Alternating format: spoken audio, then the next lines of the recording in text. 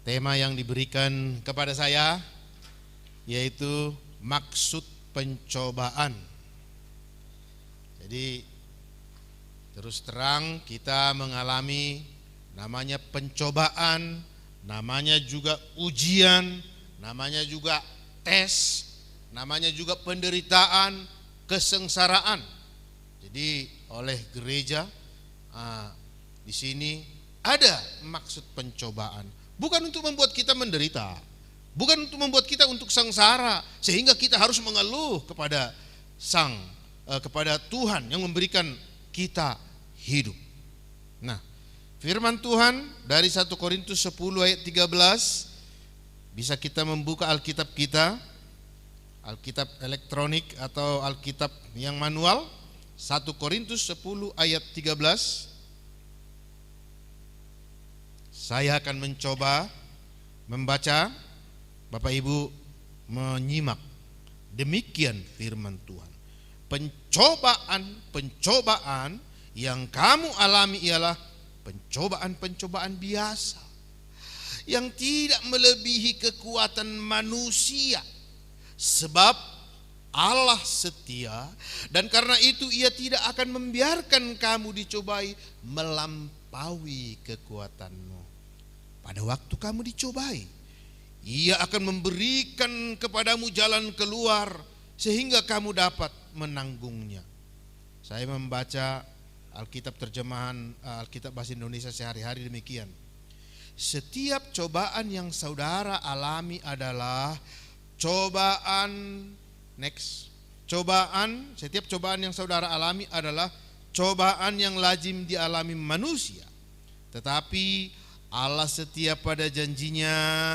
Ia tidak akan membiarkan saudara dicobai lebih daripada kesanggupanmu.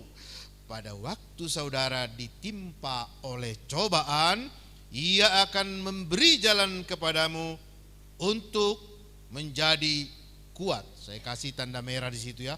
Untuk menjadi kuat supaya saudara bertahan. Ya, lagi Ulangan 8 ayat 2. Demikian firman Tuhan. Ingatlah kepada seluruh perjalanan yang kau lakukan atas kehendak Tuhan Allahmu. Atas kehendak Tuhan Allahmu. Jadi perjalanan kita atas kehendak Tuhan di padang gurun selama 40 tahun ini dengan maksud merendahkan hatimu dan mencobai engkau untuk mengetahui apa yang ada dalam hatimu, yakni apakah engkau berpegang pada perintahnya atau tidak. Kejadian 3 ayat 17. Demikian firman Tuhan. Lalu firman-Nya kepada manusia itu, karena engkau mendengarkan perkataan istrimu dan memakan dari buah pohon yang telah kuperintahkan kepadamu, jangan makan daripadanya, maka terkutuklah tanah. Maka terkutuklah tanah karena engkau, Adam, dengan bersusah payah engkau akan mencari rezekimu dari tanah seumur hidupmu. Demikian firman Tuhan. Kita sudah mendengarkan firman Tuhan, sebagian kita sudah dapat menangkap dan sudah mengerti ada pencobaan di Kejadian 3:17, maka terkutuklah tanah. Nah saudara, hidup ini keras, hidup ini tajam, hidup ini berat. Kenapa? Tanah sudah terkutuk. Ketika manusia itu di Taman Eden, mereka menikmati sejuknya Taman Eden. Mereka menikmati komunikasi dengan Bapaknya, dengan Allah Sang Pencipta. Waktu hari sejuk Allah datang menyapa Adam dan Hawa. Bagaimana mereka menikmati persekutuan dengan Tuhan. Bagaimana mereka menikmati bagaimana keamanan, damai, sejahtera dan sukacita. Itulah di Taman Eden. Namanya juga taman saudara. Taman, tempat bermain. menikmati keindahan-keindahan ciptaan Tuhan. Itu di Taman Eden. Tetapi ketika manusia itu melanggar firman Tuhan, maka hukumannya kepada Adam, terkutuklah tanah. Bagaimana? Coba kita lihat orang-orang terkutuk. Manusia yang terkutuk, keras sekali kehidupan. Kejahatan yang ada dalam dirinya, kebencian dan kedengkian, permusuhan, itu yang ada pada diri orang-orang terkutuk. Kekerasan. Nah, ketika saya belum mengenal Kristus, kekerasan yang ada dalam kehidupan saya, tidak ada namanya yang damai, tidak ada namanya keindahan, rasanya gelap sekali, rasanya takut sekali, khawatir dan memang mengerikan kehidupan ini, rasanya tidak sanggup lagi hidup. Maka banyak orang yang bunuh diri karena apa? Mengalami persoalan-persoalan kehidupan. Sedikit saja persoalan, baru putus pacar saja sudah mau bunuh diri. Kan ada kan? Ya, sudah mau bunuh diri karena apa? Dia tidak memiliki kekuatan. Dia lemah orangnya. Baru 1 tahun aja pengangguran. Setelah dia lulus kuliah, dia melamar sana sini sampai 30 perusahaan dilamar, enggak jebol-jebol, enggak masuk-masuk, putus asa. Ada dulu teman kami mau membuat skripsi, sudah putus asa, saudara. Itu orang-orang yang lemah. Ketahuilah saudara bahwa hidup ini keras. Supaya kita sadar, kalau hidup ini keras berarti apa? Kita harus keras, kita harus kuat, kita harus bisa mengangkat itu namanya batu yang besar sekali. Dengan cara apa? Tentu dengan cara petunjuk-petunjuk daripada Tuhan, dengan latihan-latihan yang Allah berikan kepada manusia, kepada kita. Kita di sini orang-orang yang sudah berkeluarga, kita latih anak-anak kita itu dari kecil, dari bayi. Bagaimana dulu kami, anak-anak kami ini, si Dolos dan si Laura, ketika kecil mereka, terus kita rindu supaya dia bisa jalan gitu ya. Kita lepas, kadang jatuh, enggak apa-apa. Terkadang itu lilin kita nyalain, tangannya gini, saya nggak pernah larang itu, kebakar tangannya, rasain, biar dia tahu bahwa itu panas. Tapi orang-orang tua yang lebay, ya, jangan nak, kasih makan, sini dikejar-kejar tuh anaknya, kasih makan, itu lebay. Kalau saya dulu anak saya Doros itu, istri saya mau kejar-kejar, jangan kejar-kejar, saya bilang. Waktu dia pergi, dia dulu kursus menjahit. Terus anak saya lapar, saya nggak kasih makan. Terus dia akhirnya dia manjat ke tempat nasi itu, meja, manjat, dia langsung tangannya gini, makan begini. Wih, saya ketawa-ketawa dari jauh. Rasain lo, ternyata tidak usah dikejar-kejar untuk dikasih makan. Harus keras, saudara. Kalau tidak nanti lebay. Ada abang saya, ya dari kecil ini manja terus, sampai kakek nenek minta uang sama orang tua. Bayangin, sudah punya cucu. Harus keras. Dunia ini keras. Makanya di sini di dalam 1 Korintus 10 ayat 13, pencobaan-pencobaan yang kamu alami ialah pencobaan-pencobaan biasa. Ini firman Tuhan loh. Tuhan berbicara kepada jemaat di Korintus melalui Rasul Paulus. Biasa katanya, ya, yang tidak melebihi kekuatan manusia. Sedangkan orang tersebut, ya Tuhan, saya sudah cinta ke dia Tuhan, sudah 3 tahun tapi putus Tuhan. Oh Tuhan, sudah 3 kali saya pacaran Tuhan, tapi gagal Tuhan. Hampir-hampir mau menikah, surat undangan sudah disebarkan Tuhan, gagal Tuhan. Mendingan saya bunuh diri, dasar engkau Tuhan kurang ajar. Saya pernah gitu juga kepada Tuhan. Saya tantang Tuhan, Yesus, kalau engkau ada, tunjukkan dirimu sekarang, kita duel, saya bilang. Semakin stres saya, bukan semakin damai. Saya pernah tantang Yesus duel. Kira-kira kalau dia datang, gak usah dalam bentuk Allah, dalam bentuk setan juga saya sudah kebiri-biri, langsung tiba-tiba di hadapan saya pocong gini-gini ya. Saya mungkin kabur, saudara. Itu kan sok-sok jago aja manusia itu, nantang-nantang Tuhan, boro-boro nantang Tuhan, nantang bodyguard aja kita nggak berani. Ini nantang Tuhan, mengeluh, ya, bersungut-sungut kepada Sang Pencipta. Siapa kita? Kita adalah hanya ciptaan yang dikasihi Allah, Kita diciptakan segambar dan serupa dengan Allah. Cuman sudah rusak, bro, ketika kita melanggar firman Tuhan.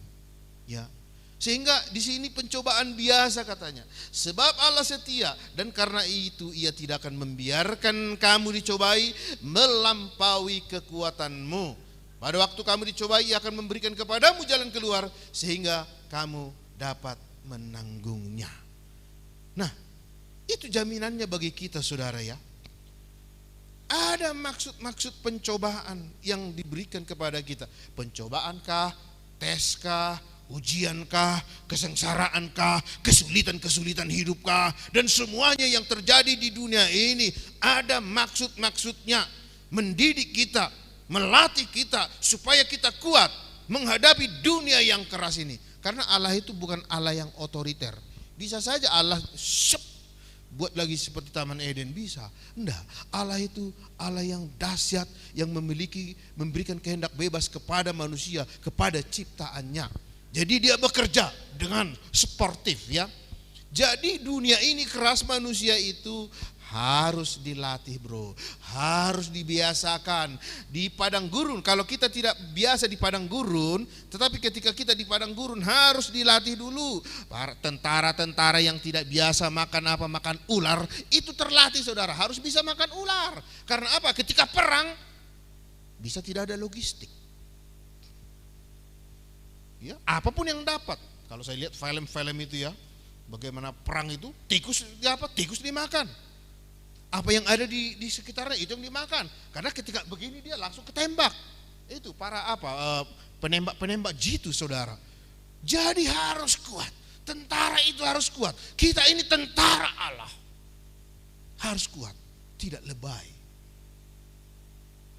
Ya. Jadi ada maksud pencobaan supaya kita tidak bersungut-sungut seperti bangsa Israel. Rasul Paulus di sini mengingatkan kembali bagaimana bangsa Israel mengalami tuntunan Tuhan. Ini disampaikan kepada jemaat di Korintus, sehingga Rasul Paulus di sini firman Tuhan mengatakan itu pencobaan biasa. Bagaimana bangsa Israel ketika dari Mesir mau ke Kanaan, ya, mereka itu mengalami banyak penderitaan. Apapun penderitaannya, tetapi tuntunan Tuhan ada, jalan keluar ada. Ketika mereka berada di Laut Teberau, mereka dikejar-kejar oleh tentara Mesir. Mereka bingung, saudara, tetapi di sana ada tangan Tuhan melalui tongkat Musa. Itu jalan, itu Laut Teberau terbelah, tidak masuk akal. Saudara pernahkah mengalami? Saya yakin pernah. Saudara sudah buntu mengalami sesuatu itu, tidak ada jalan keluar. Tetapi ketika Anda berseru kepada Tuhan, ada jalan keluar. Saya punya pengalaman bukan cuma sekali, berkali-kali pengalaman bagaimana Tuhan menuntun. Itulah bangsa Israel. Bagaimana dia berkali-kali mengalami tuntunan Tuhan, bimbingan Tuhan, seolah-olah tidak kuat lagi. Ingat, pencobaan tidak akan melampaui kekuatanmu, kata Tuhan. Ketika mereka di padang gurun, mereka mengalami panas terik luar biasa. Ada tiang awan, saudara. Ada tiang awan membuat tidak panas terik. Ketika mereka mengalami kedinginan, ada tiang api. Ketika mereka lapar, ada mana. Ketika mereka mau makan daging, ada dikirim burung. Sampai mereka muntah-muntah makannya, karena mereka mengeluh minta kepada Tuhan. Jadi tidak melampaui kekuatan kita, saudara. Pencobaan itu tidak melampaui kekuatan kita. Karena Bapa kita itu adalah kasih, mengasihi kita. Saya tidak yakin diantara di sini orang tua, ya, Pak Nopian mungkin kepada putrinya, gak mungkin dia ini supaya kuat ini putri saya ini tendang sampai terjatuh ke sana, terbang gitu kan gak mungkin toh. Paling pukul pantatnya, dia nangis, kan gitu toh. Gak mungkin langsung ambil belati, tikam, gak mungkin. Tuhan apa lagi loh, saudara, gak mungkin. Jadi kalau bangsa Israel bersungut-sungut kepada bapaknya, kepada Allah yang menuntun mereka dari Mesir, yang membawa mereka dari Mesir dari tanah perbudakan, supaya Tuhan memberikan kepada mereka tanah Kanaan, tanah perjanjian yang indah, yang bahagia, supaya mereka tidak menjadi budak di Mesir. Tapi mereka salah mengerti sang bapaknya, bersungut-sungut. Musa, sekiranya engkau enggak membawa kami, maka kami akan makan bawang prei di sana, kami akan makan daging di sana, kami akan makan bawang putih di sana. Bersungut-sungut, memberontak, mereka menyesal mengikuti jalan Tuhan. Mudah-mudahan di antara kita tidak ada yang menyesal mengikuti jalan Tuhan. Kalau menyesal, itu hampir sama dengan penyembahan berhala. Itu hukuman langsung loh. Saya pernah menyesal. Saya cerita kepada saudara ya. Ini kita santai dulu supaya khotbah itu jangan terlalu tegang ya. Kita bikin. Ketika kami di Cirebon melayani saudara, semangat melayani luar biasa. Lulus sarjana teologi, merasa ilmunya sudah hebat semuanya. Nanti mukjizat semua akan terjadi. Pelayanan di gereja kan, wah dahsyat ini. Wah, baru tahun pertama masuk ke kota Cirebon saudara ya. Ya, dengan gaji 250.000 tahun 98 dihantam secara ekonomi. Itu pun kerja dulu baru digaji. Saya menikah dulu dengan istri yang tercinta ini saudara, ya gak ada uang. Jadi kalau ada di sini jomblo-jomblo, jangan takut, pikir belum ada rumah, gimana saya mau naksir cewek, ya. Setelah ada rumah, belum ada mobil, jadi nggak jadi jomblo terus nanti ya. Saya betul menikah, duitnya hanya 1 juta, terus terang aja. Nah setelah itu habis. Kemudian diutus ke Cirebon, gak ada uang saudara, hanya sedikit di kantong istri beberapa ratus ribu. Setelah 2 minggu habis, gak ada uang, bingung saudara. Di daerah Cirebon gak kenal orang. Begitulah kehidupan sampai 1 tahun, 2 tahun. Istri saya sering dipanggil oleh tetangga ya, Bu Manik, ayo kita makan di gazebo gitu kan, di RT itu ya. GZBRT itu ya. Terus tetangga-tetangga itu bawa daging ayam, bawa ikan. Istri saya mau bawa kangkung, kami beli kangkung hanya satu ikat loh saudara, 1 ikat ya, sama tempe 3 potong itu saudara. Ya 250.000 dari mana? Terus istri saya jadi minder saudara. Oh iya sudah Bu katanya, padahal dia ingin bergabung sebenarnya, ngobrol-ngobrol, tapi karena tekanan ekonomi dia ditekan, malu dia, nanti dia bawa hanya kangkung sedikit loh saudara, hanya setengah piring kangkungnya dibawa sama tempe 1, apa enggak memalukan? Itu tekanan ekonomi saudara, keras kehidupan itu. Itu pengalaman saudara di dalam menghadapi tekanan-tekanan hidup. Saya yakin di antara kita sudah mengalami, dan apalagi yang sudah usia, sudah makan asam garam, ya, mengalami padang gurun, mengalami kesusahan, mengalami susah payah, mengalami padang belantara, mengalami rimba raya kehidupan. Nah, saudara, susah payah saudara, susah payah bangsa Israel, padang belantara, ya, padang belantara itu, rimba raya hidup itu. Ya, maksudnya apa? Manusia itu harus latihan. Manusia harus terbiasa dengan hidup keras karena dunia ini keras.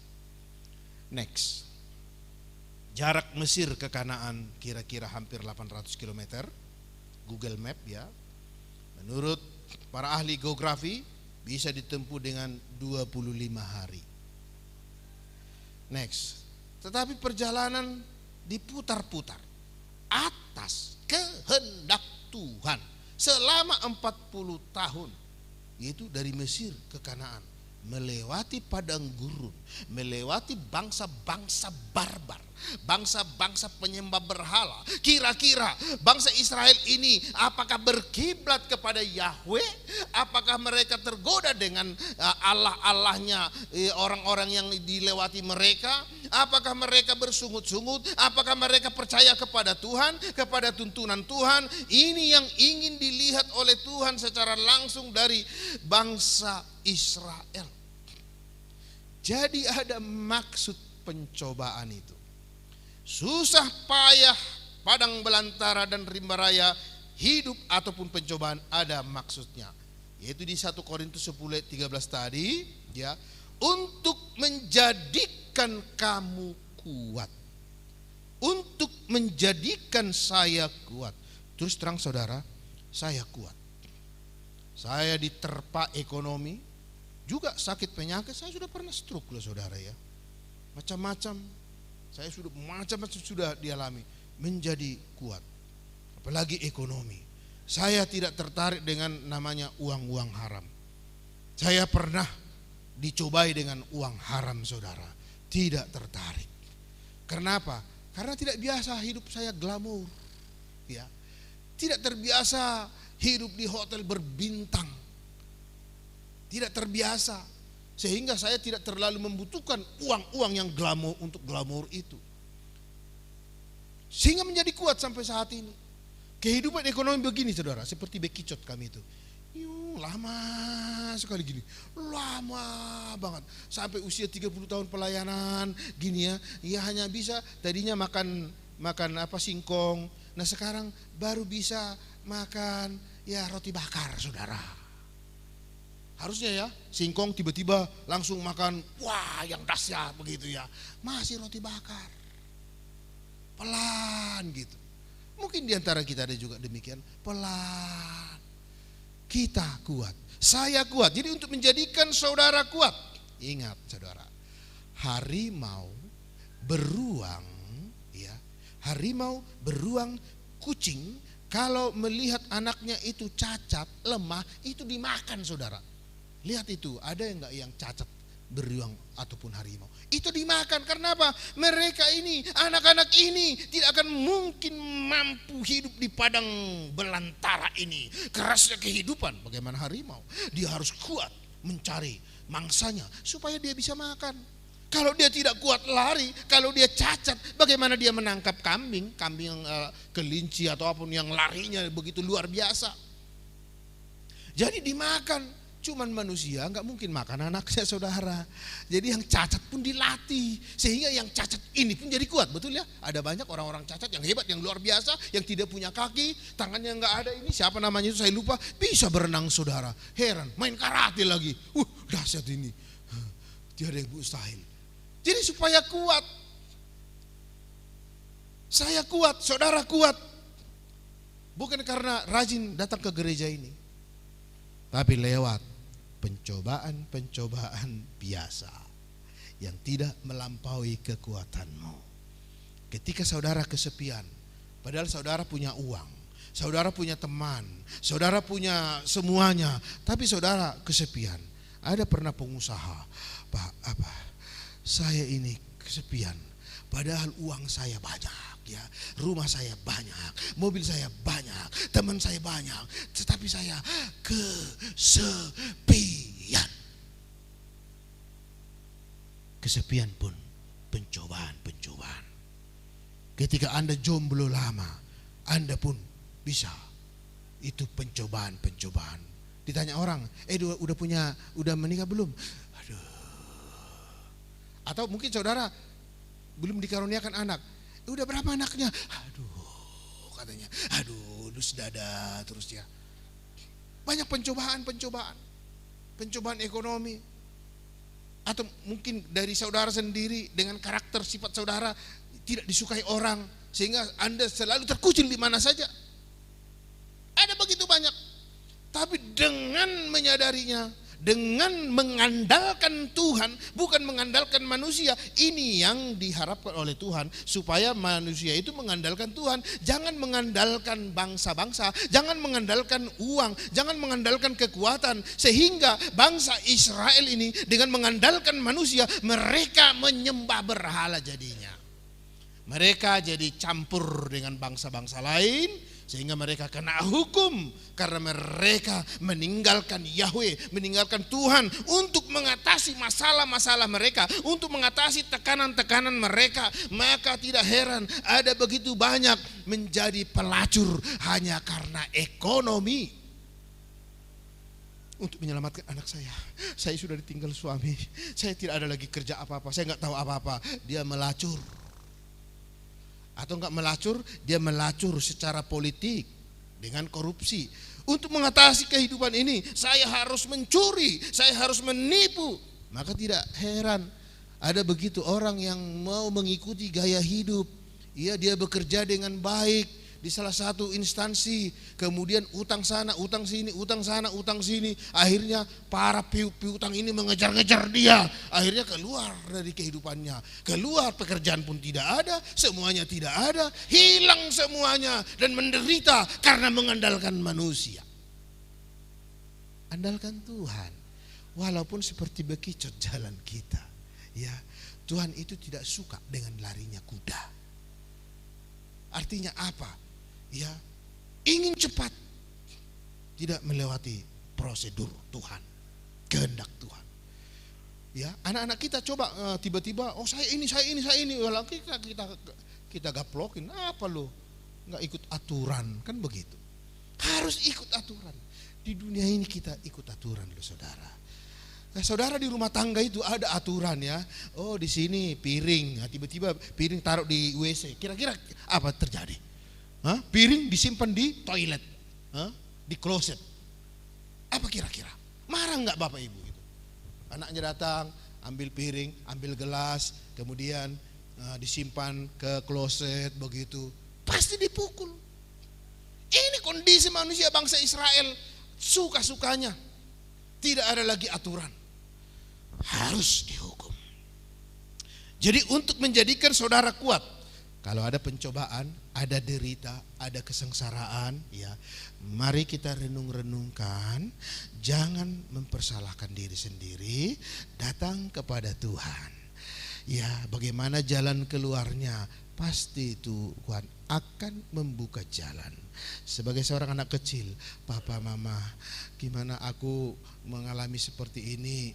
Pasti orang tua akan kasih jalan keluarnya sesuai dengan kekuatan anak itu. Tidak berarti langsung ambil alih. Nah, Tuhan tidak mau seperti itu. Kita yang mengerjakannya. Jadi sebagai orang tua pun kita jangan langsung ambil alih tanggung jawab anak-anak, pekerjaan anak-anak itu. Alirkan dia seperti sungai. Biarkan dia yang bekerja sendiri. Yang kedua, untuk merendahkan hati, ya. Ini hati ini, dari hati ini, ya. Karena dari hati timbul segala pikiran jahat, pembunuhan, perzinahan, percabulan, pencurian, sumpah palsu dan hujat. Manusia sudah jatuh ke dalam dosa karena manusia telah kehilangan kemuliaan Allah, sehingga dosa kejahatan yang terjadi, yaitu dari segala pikiran jahat, pembunuhan, perzinahan, percabulan, pencurian, sumpah palsu dan semua kejahatan itu dari dalam hati. Maka perlu direndahkan hati ini supaya merendahkan bahwa Tuhan Allah yang maha tinggi dan saya ini adalah manusia ciptaan dan taat kepada Tuhan. Dengan kita direndahkan hati kita, biasanya kesusahan dan kesengsaraanlah yang merendahkan hati. Saya kemarin ke Jakarta. Dulu tahun 91 saya ikut persekutuan. Dan yang punya persekutuan ini adalah dokter apa itu yang bikin operasi plastik itu. Nah, itu kan sudah suaminya juga luar biasa penghasilannya, income-nya. Wah, dahsyat sekali. Dia dituntun, kemudian dia pernah masuk penjara karena salah operasi atau bagaimana. Nah, setelah itu bikinlah persekutuan, ya, tadinya dari Katolik, bikin persekutuan. Kemudian usaha ini maju luar biasa, dahsyat. Dengan adanya persekutuan ini, dengan adanya pelayanan rohani, ternyata saudara lebih banyak penghasilan dari pelayanan keagamaan ini daripada ini kedokterannya ini. Karena apa? Sekali bikin KKR, waktu itu saya pernah diumumkan 2M dapat saudara. Tapi kalau bikin operasi plastik sudah keringatan dingin segala macam, paling-paling mungkin 30 juta ya, atau 40 juta. 2M akhirnya lebih tertarik kepada pelayanan keagamaan daripada pelayanan kerja-kerja dokter ini. Kemarin saya ke sana. Ya, apa kata abang saya? Sekarang dia yang miliuner ya.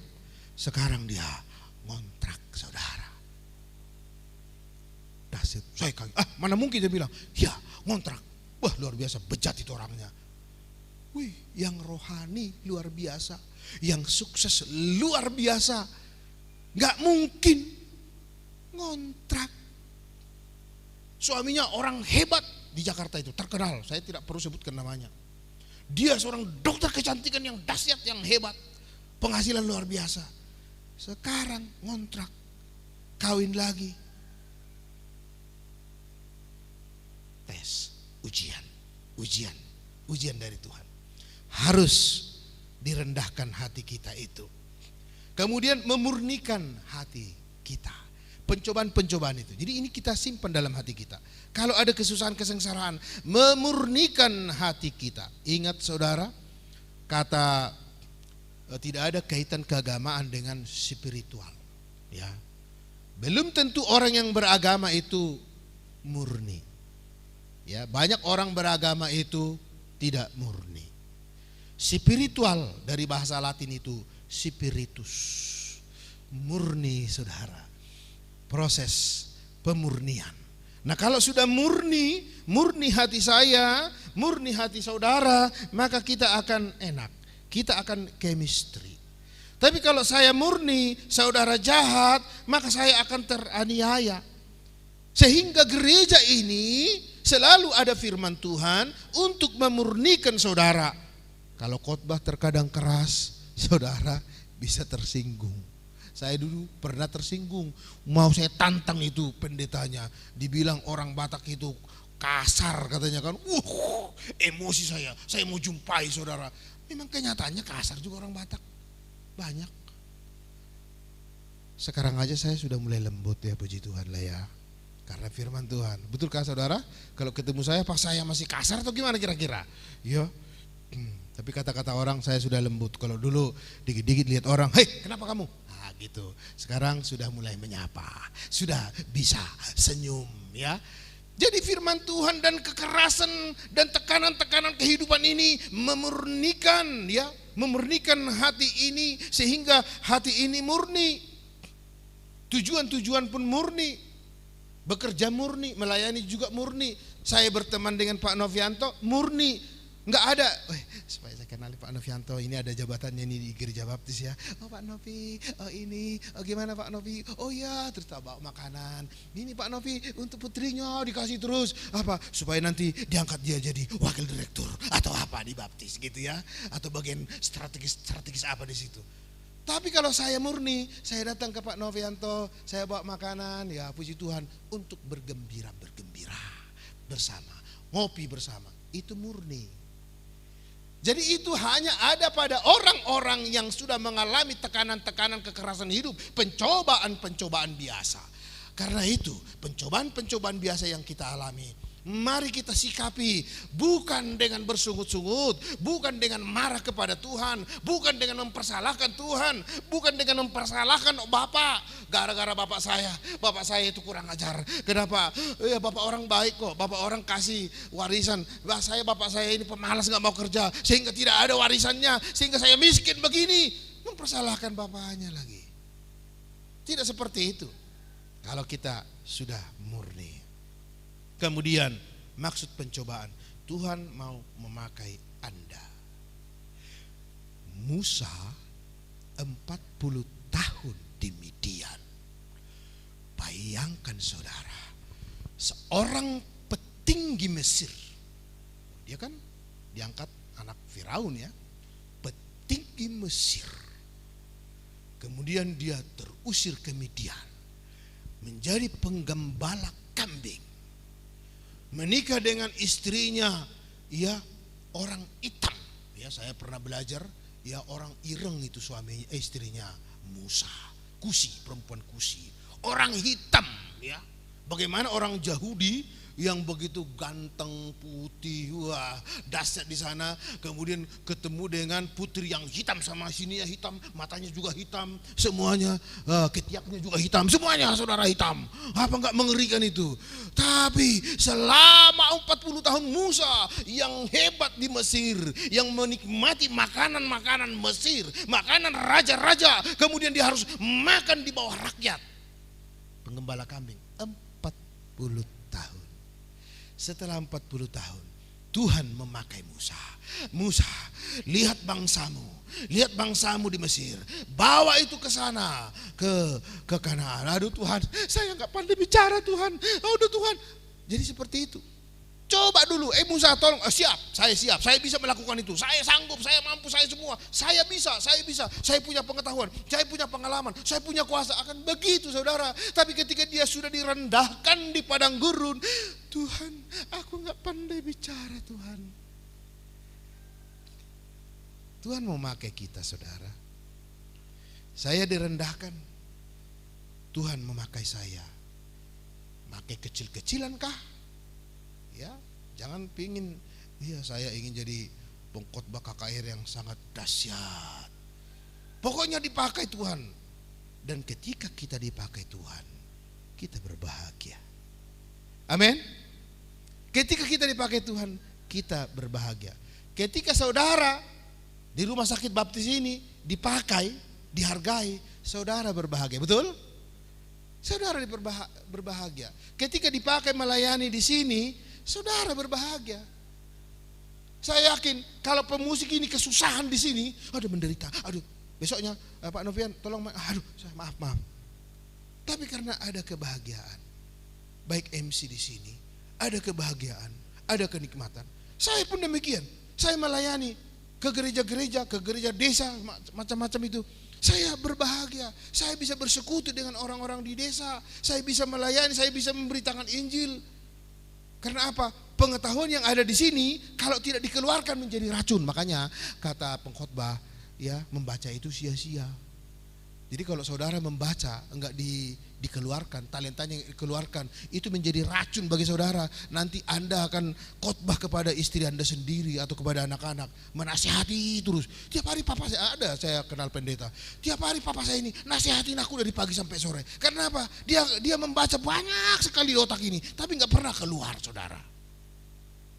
Anak Allah ketika ada di dunia ini mengalami pencobaan, mengalami tekanan hidup ya.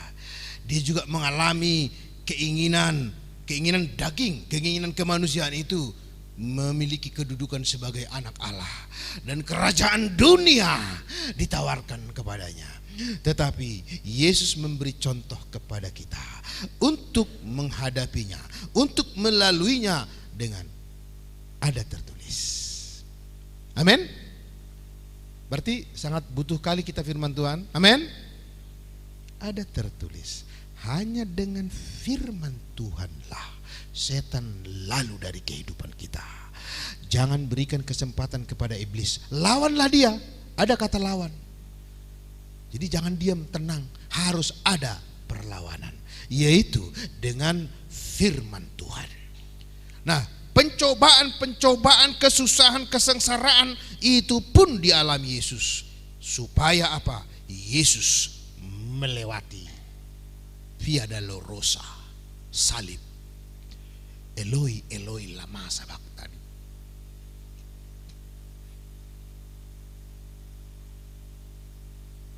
Yesus merasa ditinggal bapaknya.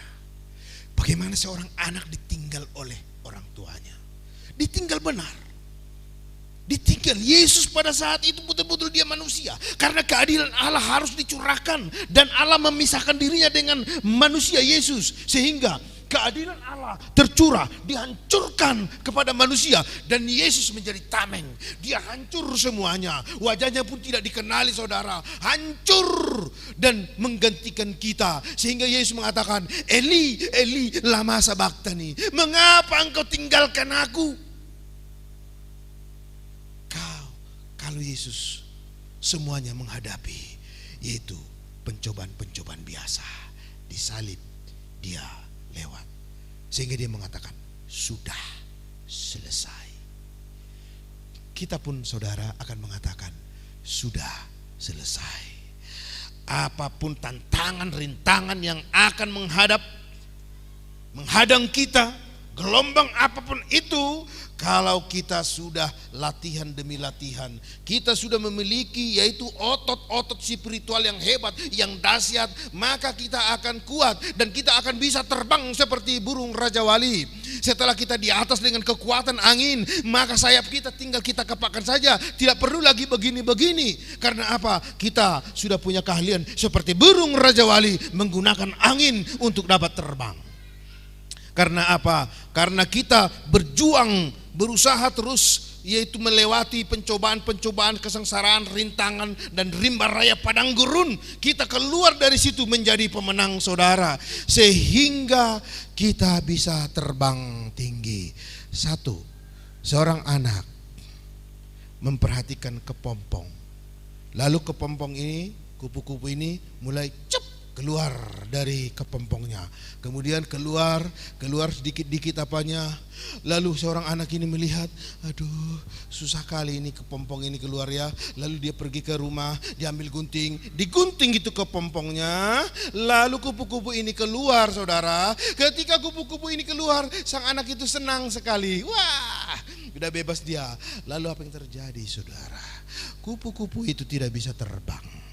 Nggak bisa terbang. Kenapa? Ketika kupu-kupu ini sebenarnya dia berjuang untuk keluar, maka akan keluar dari dalam dirinya dengan tenaga yang dia bikin, keluar dari dalam dirinya hormon-hormon untuk memperkuatkan, itu namanya sel-sel surya, otot-ototnya itu sebetulnya tujuannya. Itulah pencobaan bagi kepompong itu, untuk keluar dari itu. Dia berjuang, dia dengan sekuat tenaga memecahkan itu kepompongnya, dan dia harus keluar sendiri, tidak butuh pertolongan orang lain. Itu sudah alami.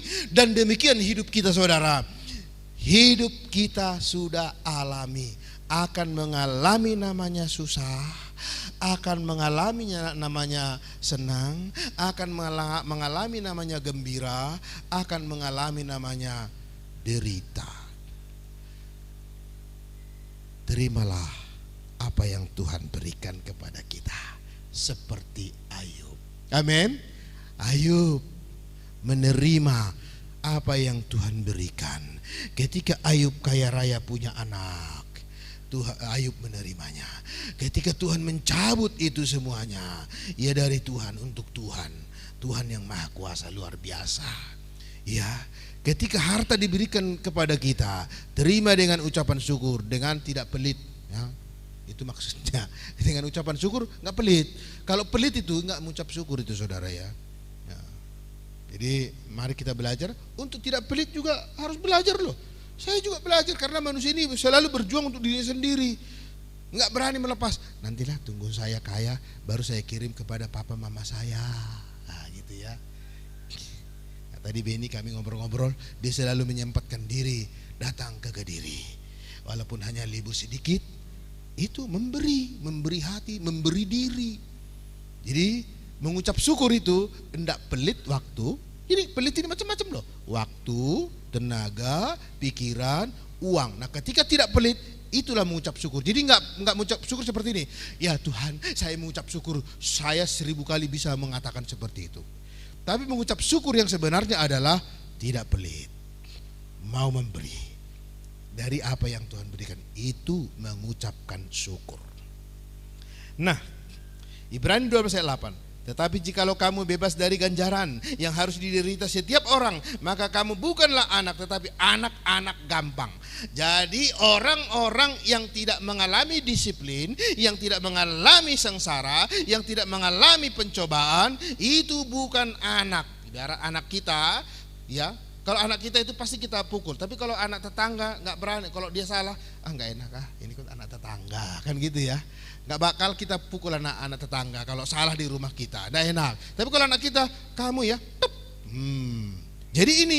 Jadi jikalau kamu bebas dari ganjaran, jika saudara tidak mengalami pencobaan, kesusahan, kesengsaraan, itu tidak natural. Protes sama Tuhan. Tuhan, Kenapa saya nggak dicobai Tuhan? Berani nggak ya kira-kira ya? Tuhan, kenapa nggak saya nggak dicobai Tuhan? Ya, selidikilah aku. Wah, dahsyat sekali lagu itu ya. Ya, jadi protes kepada Tuhan. Berarti kita nggak anak Tuhan kalau kita nggak dicobai, nggak mengalami kesengsaraan. Tapi kenyataannya kita mengalami kesengsaraan semua yang di sini, mengalami pergumulan-pergumulan hidup. Nah saudara, jika mengalami pencobaan, jika mengalami didikan, jika mengalami hajaran, ketahuilah Anda adalah anak-anak Allah yang sedang berproses untuk menguatkan dirimu, untuk merendahkan hatimu, untuk memurnikan hatimu, dan hendak memakai Anda untuk pekerjaan yang mulia. Demikian Yusuf mengalami semuanya. Yusuf mulai usia 17 tahun, dia dikucilkan oleh saudaranya, dia dimasukkan ke sumur, dia dijual ke orang Midian, dia menjadi budak di rumah Potifar, dia difitnah oleh istri Potifar, dia masuk penjara untuk naik dipakai oleh Tuhan menjadi orang kedua di Mesir, menyelamatkan keluarganya dari kelaparan, menyelamatkan dunia dari kelaparan. Dahsyat, amin saudara, dahsyat sekali ya penderitaan yang dialami oleh Yusuf. Oleh karena itu sebagai ayat penutup, Roma 5 ayat 3-5. Dan bukan hanya itu saja. Mari pemusik bisa maju ke depan. Kita malah bermegah juga dalam kesengsaraan kita, sama song leader, sama singer. Karena kita tahu bahwa kesengsaraan itu, ini Tuhan berkata kepada kita saudara ya. Saya hanya membaca. Kesengsaraan itu menimbulkan ketekunan. Dan ketekunan itu menimbulkan tahan uji. Dan tahan uji itu menimbulkan pengharapan. Dan pengharapan tidak mengecewakan karena kasih Allah telah dicurahkan di dalam hati kita oleh Roh Kudus yang telah dikaruniakan kepada kita. Tuhan hadir di bait sucinya. Mari kita memuji Tuhan saudara. Arahkan hati kita kepada Tuhan sebagai respon kita bahwa Dia yang memberi kita proses, yang memberikan kita latihan-latihan rohani di dalam kehidupan ini. Tuhan hadir di bait sucinya.